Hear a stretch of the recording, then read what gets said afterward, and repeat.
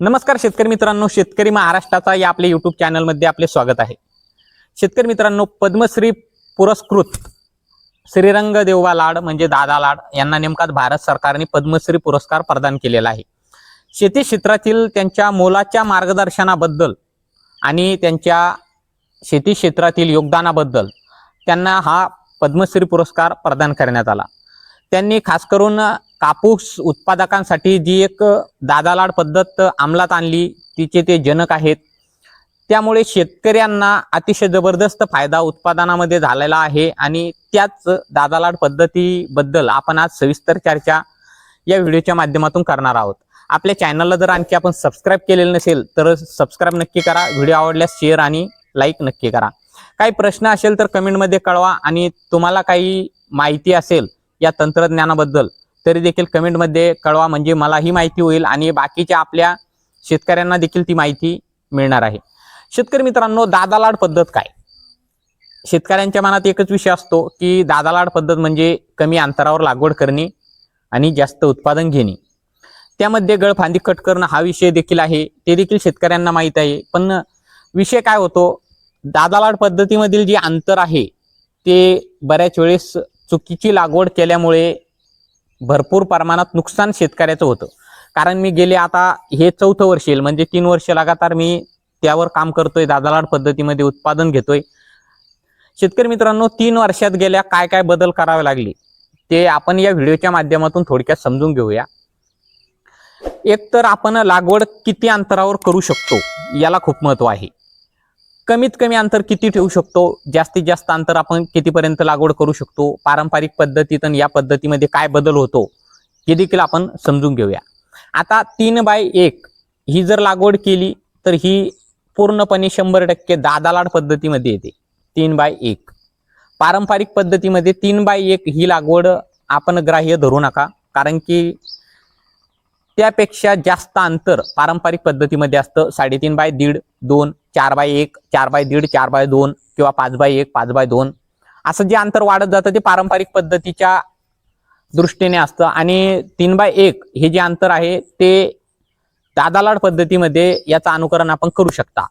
3x1च का, त्यापेक्षा कमी देखील आता दादा लाड यांचा एक व्हिडिओ YouTubeवर आहे की त्यामध्ये ते सांगतात की आपण जर 2x1 लागवड केली तर किती, मी ते देखील ट्राय करून बघितलं, तर कमी अंतरावर जर केलं तर ते शक्यच नाही। कारण की 3x1 पण जेव्हा आपण करतो तेव्हा देखील दादा लाड पद्धतीने जेव्हा आपण गळफांदी कट करतो आणि शेंडा कट करतो तेव्हा 3x1 ची पट्टी देखील इतक्या जास्त प्रमाणात दाटल्या जाते की त्यामध्ये देखील फळसड होते आणि पातेगळ होते। त्यामुळे त्यापेक्षा 3x1 पेक्षा कमी अंतर जर केलं तर त्यापेक्षा खूपच जास्त नुकसान आपल्याला बघायला मिळतं। कारण मी 3.5x1 या अंतरावर लागवड 2023 साली केली होती आणि खूपच जास्त प्रमाणात बोंडसड पातेगळ झाली होती आणि नुकसान झाले होते। पण त्याच वर्षी 2 एकर प्लॉट माझा 3x1 वर होता, अतिशय जबरदस्त उत्पादन आलं, एकरी 15 क्विंटल उत्पादन आलं। कधीच मला आतापर्यंत पारंपरिक मध्ये एकरी 15 क्विंटल उत्पादन आलं नव्हतं। एकतर गळफांदी कट करणं, त्यासोबतच त्याचा शेंडा कट करणं हे खूप महत्त्वाचं आहे आणि 3x1 पेक्षा कमी अंतर यामध्ये चालतच नाही। हा, त्यापेक्षा तुम्ही जास्त जरी केलं, 3x1.5 केलं, 3x2 केलं, 3.5x1 केलं तरी गळफांदी कट करून आपण शेंडा कट करू शकता। आपण 4x1 जरी केलं तरी गळफांदी कट करून शेंडा जर कट केला तरी देखील पारंपरिक पेक्षा जास्त उत्पादन येणार हे 100%। आपण पूर्ण प्लॉट करू नका, म्हणजे आपण जर 4 एकर लावणार असाल तर आपण आपल्याला अनुभव नसेल दादा लाड पद्धतीचा तर 4 एकर करू नका, आपण 1च एकर दादा लाड पद्धत या वर्षी करा। कारण ते देखील मेहनतीचं काम आहे आणि वेळावर गळफांदी कट करणं झालंच पाहिजे। कारण गळफांदी जर कट नाही झाली आणि आपण जर 3x1 अंतर लावलं असलं मग तर खूपच नुकसान आहे। कारण मग इतकी फळसड होईल आणि इतकी दाटी होईल की आपण फिरून दादा लाड पद्धतीचा विचार करणार नाही।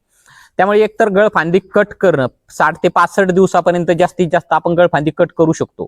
आपल्याला वाटतं की आपण आता खूप मोठी फांदी कट करतोय, पण ती कट जरी झाली 60-65 दिवसापर्यंत तरी देखील तिचा फायदा आपल्याला आहे। त्यामुळे फांदी कट करताना घाबरू नका की आपण 3 फांद्या कट करतोय, 4 फांद्या एवढ्याला कट करतोय, मग किती नुकसान होतंय। नुकसान नाही होत, त्या जर फांद्या कट झाल्या तर जमिनीतून येणारं अन्नद्रव्य जे आहे ते वरच्या फळ फांद्याला मिळेल आणि बोंडाचं वजन, बोंडाची साईज वाढेल आणि उत्पादनात वाढ होईल आणि वरच्या फांद्यापर्यंत सारख्या बोंडाचं वजन आपल्याला बघायला मिळेल. हा देखील यामध्ये एक फायदा आहे. नाहीतर तुम्ही बघा, जेव्हा आपण गळफांदी कट करतो, ज्या झाडाची गळफांदी कट नसते, गळफांदीपर्यंत खालून खोड जे आहे ते जाड येतं. त्यानंतर तिथून वरचं जे खोड आहे, गळफांदीच्या वरची काडी, ती एकदम बारीक बारीक असते. पण जेव्हा आपण गळफांदी कट करतो तर ते खोड पूर्णपणे सारखं वर असतं. ते मधातच खाली जाड आणि वर बारीक नसतं, एक सारखं असतं. त्यामुळे हा देखील एक फायदा आहे की खताचा जो स्रोत जमिनीतून येणार आहे तो वरच्या फांद्यापर्यंत, शेंड्यापर्यंत सारखा पोहोचतो. त्यामुळे देखील वजन वाढतं आणि बोंडाचा आकार मोठा होतो. हा एक मेन मुद्दा आहे की गळफांदी कट जर झाली तरच तुम्ही दादालाड पद्धत लागवड करा. तुम्ही 3x1, 3x1.5 किंवा 3.5x1 या पद्धतीने जरी केलं, 4x1 जरी केलं तरी दादालाड पद्धतीने त्याचं नियोजन करू शकता आणि उत्पादनात पारंपरिक पेक्षा निश्चितच तुमचं उत्पादन 5 ते 7 क्विंटलने वाढणार याची मी तुम्हाला खात्री देतो. कारण की मी पण एक शेतकरीच आहे. मी फक्त मागील वर्षीपासून आपलं YouTube चॅनल चालू केलंय की काहीतरी माहिती आपल्याला, आपण नवीन करतोय. दादालाड पद्धत माझ्या गावामध्ये आतापर्यंत कुणीही केली नाही. मी एकट्यानंच 3 वर्षापासून करतोय. आणखी कुणी हिंमत केली नाही दादालाड पद्धतीची. फक्त का केली नाही की गळफांदी कट करण्याची मेहनत यामध्ये शेतकऱ्यांना जास्त वाटते. त्यामुळे कुणी त्याच्या नादी लागत नाही असं म्हणायला हरकत नाही. त्यांना वाटतं पारंपरिक पद्धतीमध्ये आपली फुली पाडायची, 3.5x1.5, 2, 4-1-2 या पद्धतीने लागवड करून द्यायची आणि आपलं खत 3दा टाकायचं तर 4 वेळेस टाकायचं आणि उत्पादन काढायचं. पण दादालाड पद्धतीमध्ये तुम्हाला 2 वेळेस, जास्तीत जास्त 3रं जर खत टाकलं तुम्ही अतिशय जबरदस्त उत्पादन तुम्हाला मिळू शकतं.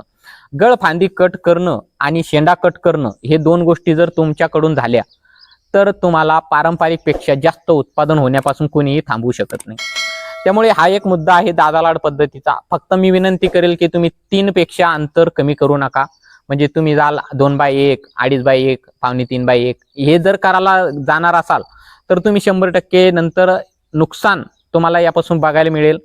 किंवा तुम्हाला खूपच कमी खर्च त्यामध्ये करावा लागेल, खत कमी टाकावं लागेल, म्हणजे डेरा झालाच नाही पाहिजे, म्हणजे त्याच्यावर लक्ष केंद्रित करावंच नाही लागेल. आणि जे शेतकऱ्यांना खर्चच करायचा नाही, सोयाबीनपेक्षा जास्त उत्पादन घ्यायचंय, त्यांनी जर 2.5x1 किंवा 2.5-3x1 लागवड केली आणि गळफांदी कट केली, शेंडा खुडला, तर तो 2 खातात देखील सोयाबीनपेक्षा डबल उत्पादन घेऊन कापूस घेऊ शकतो. हे मी तुम्हाला निश्चित सांगू शकतो. शेतकरी मंडळी, दादालाड पद्धत अतिशय जबरदस्त फायदा देणारी आहे, हे निश्चित आहे. फक्त गळफांदीचं नियोजन तुम्ही करा. यामध्ये वाण कोणते निवडाल तर तुम्हाला यामध्ये उभाट वाढणारे वाण निवडावे लागेल. कारण की तुम्ही जर यामध्ये डेरा करणारे वाण जास्तीत जास्त निवडले किंवा दाटी होणारे, मोठ्या पानाचा आकार असणारे, तर खूपच नुकसान होईल आणि दाटी जास्त होईल. त्यामुळे पुढे चालून बोंडसड खूप जास्त प्रमाणात होईल. त्यामुळे तुम्ही यामध्ये 70-67 किंवा कबड्डीचं वाण देखील निवडू शकता. तुम्ही यामध्ये 659 हे जे राशीचं वाण आहे हे निवडू नका. कारण की हे जे वाण आहे किंवा धनदेव आहे, जय हो आहे, हे जे रुंद पानाचे वाण आहेत ना, हे खूप जास्त नुकसान यामध्ये देतात. मी कबड्डी ट्राय केलेलं आहे, याच्यात चालू शकतं. 70-67 केलेलं आहे, जबरदस्त चालू शकतं. तुम्ही यामध्ये एकतर बाउन्सर देखील यामध्ये तुम्ही लावू शकता, पंगा लावू शकता. अतिशय जबरदस्त वाण देखील आहे आणि उत्पादन देखील याचं चांगलं आहे. त्यामुळे याचा देखील वापर आपण यामध्ये करू शकता. खताचा विचार केला तर पहिली पाळी घालताना तुम्ही याला एकरी 1 बॅग 10-26-26 देऊन त्यासोबत 10 किलो युरिया जर दिला तर जबरदस्त याला रिझल्ट मिळू शकतो. फवारणीमध्ये कुठलंही टॉनिक दादालाड पद्धतीमध्ये वापरायचं नाही, ही एक गोष्ट लक्षात घ्या. कारण की ऑलरेडी त्यामध्ये अंतर कमी असल्यामुळे दाटी होण्याचं प्रमाण जास्त असतं आणि आपण जर टॉनिक वापरलं तर ते डेरा करण्यास, पानाचा आकार वाढवण्यास, झाडाची झपाट्याने वाढ करण्यास मदत करतं. त्यामुळे झपाट्याने वाढ झाली तर 2 फांद्यातील अंतर वाढतं आणि त्यामुळे फांद्या कमी होतात आणि झाड जास्त प्रमाणात वाढल्या जातं. त्यामुळे टॉनिकचा वापर कमी करा. कमी म्हणजे करूच नका, गरजच पडत नाही दादालाड पद्धतीमध्ये टॉनिकची.